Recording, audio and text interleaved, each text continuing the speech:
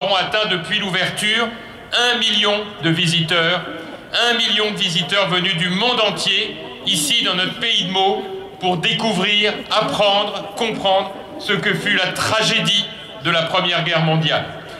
J'ai à côté de moi mes amis élus qui sont présents de l'ensemble du pays de Meaux, et je veux les saluer mes collègues maires, saluer toutes celles et ceux qui participent au quotidien aux côtés d'Aurélie Péréten, de Bernard Le Cicero, à ce travail d'animation de notre musée de la Grande Guerre, saluer nos porte-drapeaux qu'on peut applaudir, ainsi que les reconstituteurs en grande tenue de soldats de la Marne, et qui tout au long de cette journée, et très souvent à Meaux, viennent accueillir le public très nombreux. Et puis j'ai à mes côtés quelqu'un sans lequel rien n'aurait été possible. Je suis très heureux qu'il soit avec nous pour ce 10e anniversaire. C'est celui qui a constitué cette collection, la collection privée la plus importante au monde d'objets de 14-18, 70 000 objets, auxquels s'ajoutent depuis 10 ans les dons de milliers de donateurs venus du monde entier, apportant des objets personnels datant de leurs grands-parents, de leurs arrière-grands-parents, de ces hommes, de ces femmes qui ont vécu la tragédie de 14-18. Cette collection unique au monde, elle a été constituée par un seul homme. Cet homme ne savait pas très bien quel était l'endroit qui pouvait l'accueillir.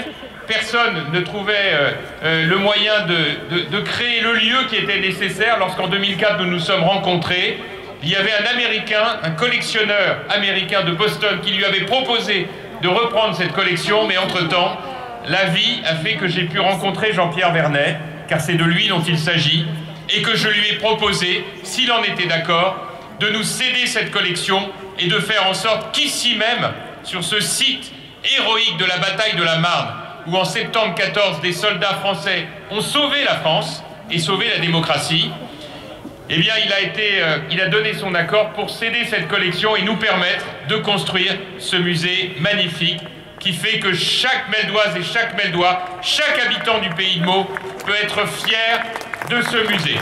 Alors Jean-Pierre, je crois qu'on peut vous faire une ovation et je vous cède le micro.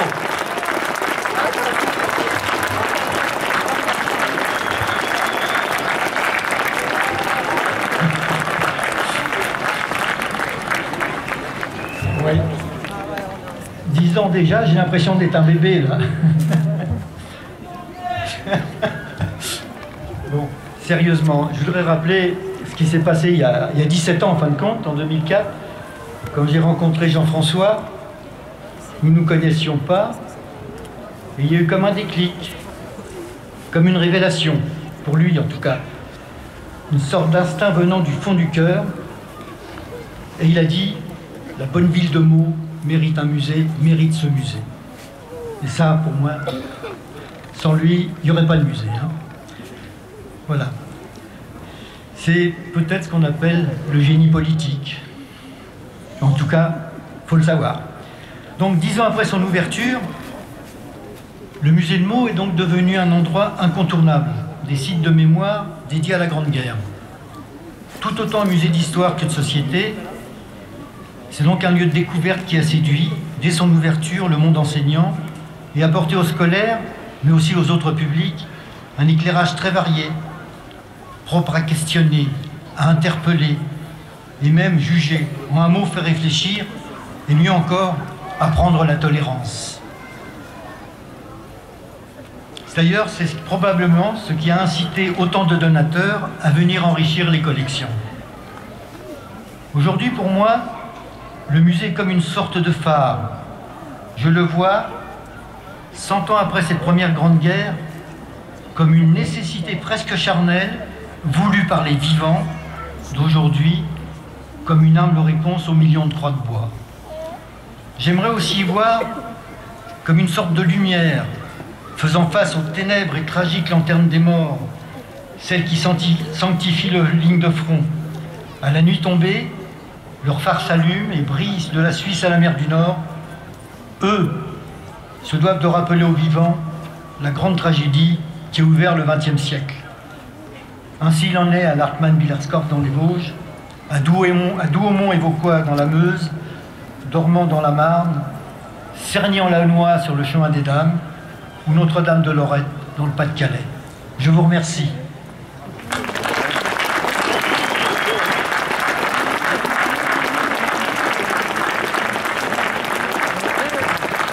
Chers amis, dans un bref instant, vous allez découvrir un spectacle son et lumière qui est une manière pour nous de caractériser avec émotion ce 10e anniversaire et cette commémoration du 11 novembre 1918, armistice de la Première Guerre mondiale. Et puis vous pourrez ensuite continuer, pour ceux qui le souhaitent, de déambuler, de découvrir ou de redécouvrir le musée de la Grande Guerre.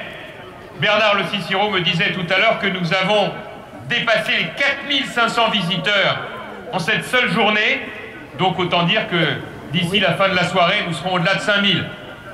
Profitez-en pour essayer de comprendre, à travers les objets, les uniformes, les armes, les lettres, les images, les photographies, les films, d'essayer de comprendre un peu de ce qu'ont vécu ces millions d'hommes, de femmes, d'enfants aussi, qui ont traversé cette Première Guerre mondiale.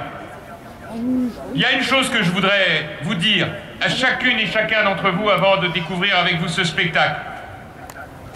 Je voudrais que chacune et chacun d'entre vous emporte avec lui un message de paix et un message de vigilance. Un message de paix parce que l'histoire de l'Europe, et donc l'histoire de la France, ce sont des siècles et des siècles où on a fait la guerre et où on s'est fait la guerre. Parfois pour des motifs incompréhensibles de futilité. Bien souvent, ces guerres ont laissé derrière elles des traces indélébiles de haine. Jusqu'au jour où, au lendemain de la Deuxième Guerre mondiale, il y a eu assez d'hommes et de femmes traumatisés pour dire cette fois, on arrête, on fait la paix et on fait l'Europe. Avec ses défauts, mais on fait l'Europe. Et depuis 1945, sur notre territoire de l'Union européenne, c'est la paix. Et il faut préserver ça pour nos enfants. Et à celles et ceux qui pensent qu'en réalité, c'est facile la paix, je veux vous dire que la paix, c'est très difficile. Faire la guerre, c'est une décision qu'on prend en quelques jours. Préserver la paix, c'est des années et des années d'écoute, de respect, de dialogue, de diplomatie, de savoir-faire. Et mon deuxième message, c'est un message de vigilance. Pour nous, notre génération, mais aussi pour les enfants, qui sont très nombreux aujourd'hui, et à qui je veux m'adresser tout autant qu'à leurs parents ou à leurs grands-parents. La vigilance, c'est à l'égard de tous ceux qui aujourd'hui tentent d'exaspérer à nouveau les haines et les tensions. Parfois même de réécrire l'histoire de manière indigne pour servir leurs thèses, qui sont bien souvent des thèses de peur, des thèses de haine, des thèses qui visent en fait à désigner sans cesse des boucs émissaires. Soyons vigilants. La République, la démocratie, ça exige l'autorité, la fermeté, sûrement pas le désordre. Mais attention, ça doit toujours être au service d'un idéal de liberté, de fraternité et de paix. Et ce message-là, je voudrais vraiment le partager avec chacune et chacun d'entre vous. Quelle que soit votre histoire, vos convictions, vos sensibilités, dites-le autour de vous. Et moi, je vous le dis, en connaissance de cause, ça va très vite. Les flammes qui se rallument de la haine. Et tout doit être fait pour préserver le respect et la tolérance. C'est ça le message que je voudrais partager avec vous en ce 11 novembre 2021 devant ce musée de la Grande Guerre, si évocateur des tensions du passé et de la nécessité pour nous de préserver l'avenir en ce 21e siècle plein d'incertitudes. Voilà, je voudrais vous dire qu'on est ici tous et toutes très émus. Nous sommes des élus heureux parce que, comme dirait Jean-Pierre, ça permet de voir que de temps en temps la politique, ça sert à quelque chose. Quand on prend des décisions, qu'on les met en œuvre, qu'on les assume et qu'on a, grâce à vous tous, le soutien de toute une population, de tout un territoire qui est fier de pouvoir partager cet accès à la connaissance. Et c'est vrai que bien souvent, il y a un certain nombre d'entre vous qui me disent que quand ils accueillent des amis qui viennent de l'extérieur, eh ben, ils les emmènent visiter le musée de la Grande Guerre, et c'est des moments où on partage bien sûr une connaissance forte et un partage de l'histoire. Voilà mes chers amis, je vous laisse maintenant découvrir ce moment de spectacle et d'émotion, et ensuite, si vous le souhaitez, de retourner visiter le musée. Et vous verrez que dans les 10 années qui viennent, nous allons vous réserver encore des grandes surprises. Nous allons construire une tranchée reconstituée à ciel ouvert.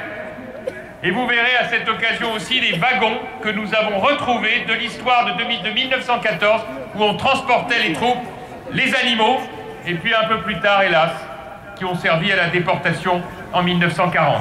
Ces wagons, nous les avons retrouvés, nous sommes en train de les restaurer, et nous vous convierons bien sûr à inaugurer cette restauration le moment venu. Très belle année à vous tous. On continue le combat pour la liberté, pour la démocratie, et n'oubliez pas, à la fin du mois de juillet, c'est ici même qu'on donnera le départ du Tour de France féminin, ici, au pied du musée de la Grande Guerre, avec à la clé un hommage aux femmes qui, pendant la guerre, ont été héroïques. Merci à vous tous. Vive la ville de Meaux, vive le pays de Meaux, vive la République et vive la France. Merci à vous.